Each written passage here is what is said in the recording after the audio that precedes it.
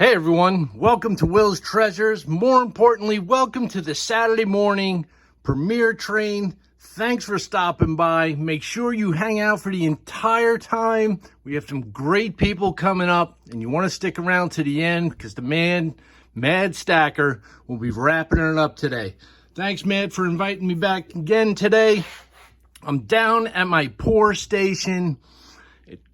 It's a mess, okay? But I wanted to show you a few things that you probably don't usually get to see when people pour, okay? And then I have one nice project that I'm going to share you and explain how I built it. So when you're pouring metal, whether it be silver or copper,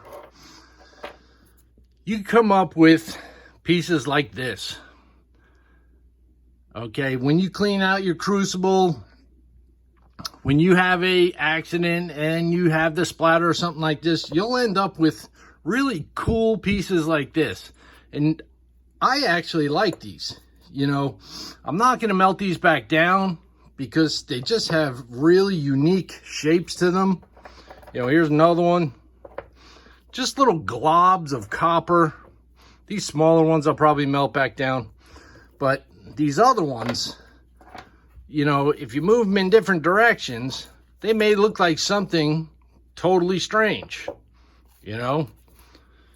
And I asked my daughter, you know, take a look at these and what do you see? And she came up with all different things for the different shapes and sizes. And it was pretty cool just letting her, you know, look at these things and see what she saw. You'll come out with big round chunks like this. And look at that color on that side. Purples. That's a thick piece right there. Then you'll get these cutoffs, these sprues. These will get melted back down. So you always have extra copper laying around that you can melt. Like I said, I keep some of these unique pieces just because they're cool, and I'm not sure if you can really capture the colors in there, but I think they're pretty neat. Under here, I have a special mold that I just did. I'm not going to reveal that right now. That'll be a future video. It came out pretty cool. But what I want to get to is the cleanup process of when you're, you know, melting down silver or copper. When you're done, I like to tumble my pieces. And this is a standard tumbler. You know, it's really not too big. It's probably about, oh, I'd say 5 or 6 inches across. And the inside, you can only put small pieces in here. And I've been getting into some larger pieces, and I have no way to clean them except by hand. And it's a very tedious process.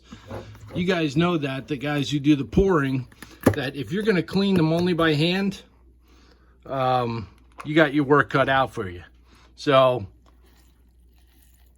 there's the steel shot in there, and it's only like, I'd say about 4 inches, 5 inches across, maybe 5 or 6 inches deep. So you really can't fit a huge piece in there. Like here's a dragon head that I've done, and this barely fits this way. So, and there's one piece that this nice copper, I'm going to call it a carat. This 50 cal carat, I cannot tumble because it doesn't fit in the tumbler. All right, so I had to come up with an idea of what I was able to do to clean this thing. And what I did, I actually cleaned it by hand. It came out real nice. It was a very tedious process. So, of course, I want to work smarter. And I started looking online for larger tumblers. And man, let me tell you what, not only are they hard to find, they're expensive. And I'd rather spend my money on copper or silver than a couple $100 on a tumbler. So what did I do? I got creative, okay? I built myself my own larger tumbler. And I'm going to take you right over here, and I'm going to show you a little bit about it and show you how it's going to work. So let's come with me. All right. This is the smaller tumbler. And I'll show you how that one works if you haven't seen that before.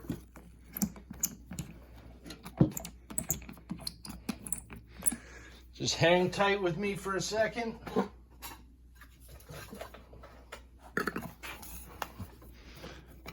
I'm sure most of you have seen how a tumbler works, but I definitely want to give you a little example here. So you would put the barrel on this tumbler here, you turn it on. Yeah, I don't have this on tight here. All right, let's see if that does it. There we go. And it tumbles away. You leave it on there for an hour or so, you get a nice clean piece.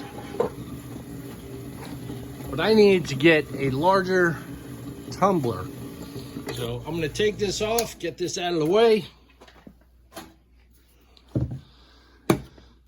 And this is my new larger tumbler. I think it's gonna do the job. Bigger is better, right? Bigger is better. So I'm gonna be able to fit a rather large piece in here. And all this is a plastic container. What came in here, I think, was mayonnaise or something. I cleaned it out real good. I wrapped it with duct tape so it has some gripping pressure to it. And what we'll do is we'll take out the steel shot out of this one and we'll load it into the new constructed tumbler, and then I'll show you the rest of the tumbler that I built. So dump that all in there. Very nice. Now we take the copper carrot, not going to say the word, and I have plenty of room to fit this in here. There it is. Close it up. Now let me give you a little walkthrough of this new tumbler here. All right. And let me preface this by, I did not spend one dime building this tumbler. Everything came from scrap, things that were lying around, things that friends gave me. So I did not spend one dime making this thing. Now right here is a half horsepower motor that came from a air compressor. The air compressor was dead. I seen it on the side of the road. Somebody was throwing it out. I grabbed it, came home. The motor worked fine. I'm not sure what was wrong with the rest of the compressor, but I only needed the motor. All right, these things here, these came off this was an axle to a baby carriage. See that? And this was the other axle to the baby carriage. So I took those off. I put some bushings on the end here. And these bushings I got from a friend. He had them, he had them in his barn for about 30 years. They didn't turn, they didn't work. They were totally seized up. He says, yeah, sure. Take as many as you want. So I took a dozen of them and I got 4 to work. 2 here and 2 on that side. All right.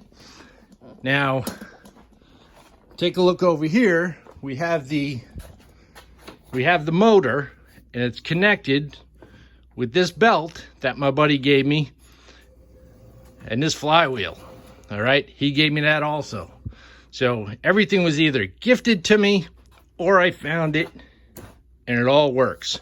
So let's put it together. We'll plug it in. Get you a little shot here. So let's get it running.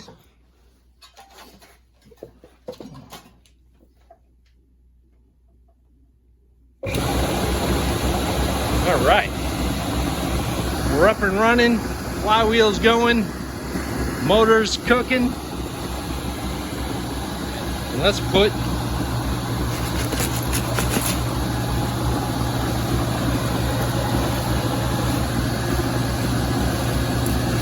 There we go. Tumbling away.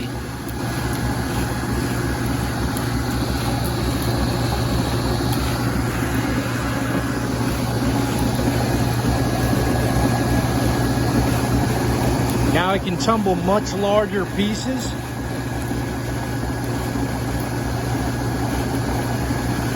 Let that go for an hour or so. And that copper carrot's going to come out beautiful.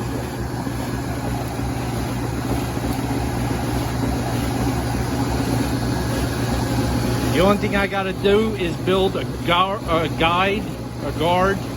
the flywheel over there. Not the safest creation, but everything's mounted to the plywood.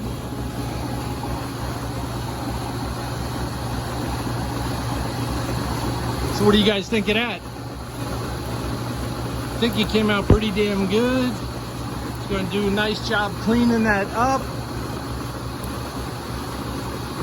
And I have a couple other containers that are even larger if I want to do a bigger piece.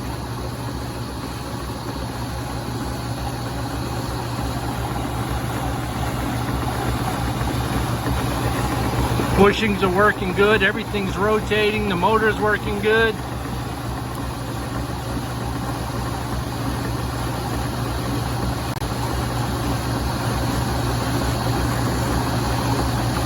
All right, let me shut her down.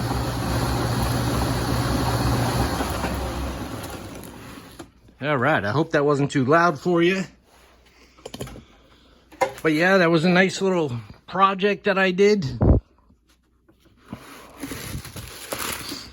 With the half horsepower motor, flywheel, some bushings, a couple axles from a carriage, and we got ourselves a larger tumbler, solved my problem, and best of all, it didn't cost me a dime. So hopefully you guys enjoyed that little creation that I made. I always love doing little projects like this. Work smarter, not harder, right? And like Triple P says, size matters. So now we got the big boy out. Bigger pieces to come. So guys, please stick around for this entire premiere train. We got some great people coming up. You don't want to miss it. Check out their videos. Check out their channels. When you have a chance, go back. Give them a sub, a like. Hit that notification bell for them so you don't miss another upcoming video. Enjoy the rest of your weekend, guys. This is Will from Will's Treasures, and I will catch you guys on the next video.